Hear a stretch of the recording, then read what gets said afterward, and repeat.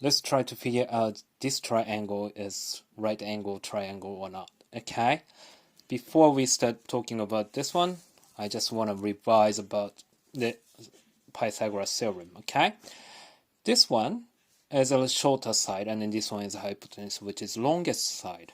Okay, if you see like this triangle, the Pythagoras is always like this, isn't it? A squared plus b squared equals c squared. But this one works only when the triangle is right angle triangle. Okay? Which means if this one, when we are not too sure about this angle, and if this one works, that means you can say this angle is right angle.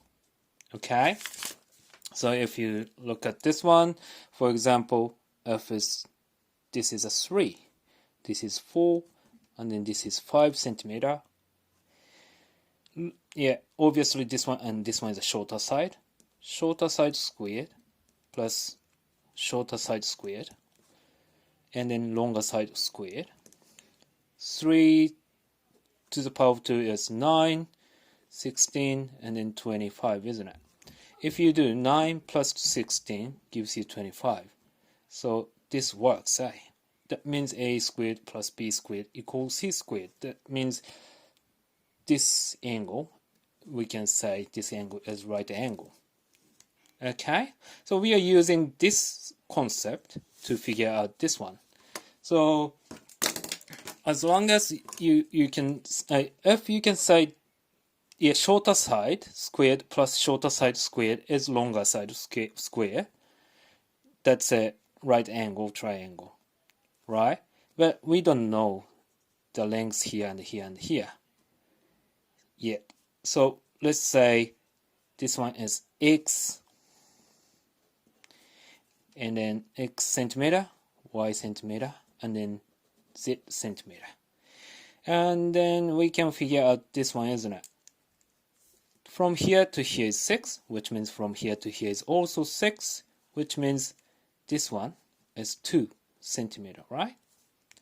And then from here to here is 7, from here to here is 7, no, 3. So this one is 4, isn't it? Then when you look at these two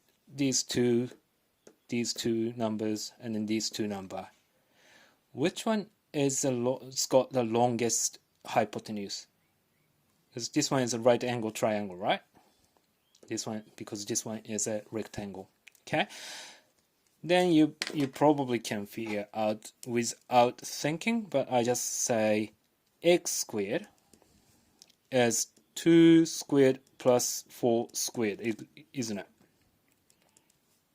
Right? And then y squared equals 3 squared plus 6 squared. And then z squared is 4 squared plus 7 squared. So if you compare these two, 3 is bigger than 2, 6 is bigger than 4. So this one is longer, right?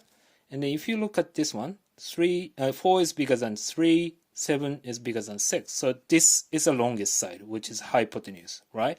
If this one is a right angle triangle. Let's see.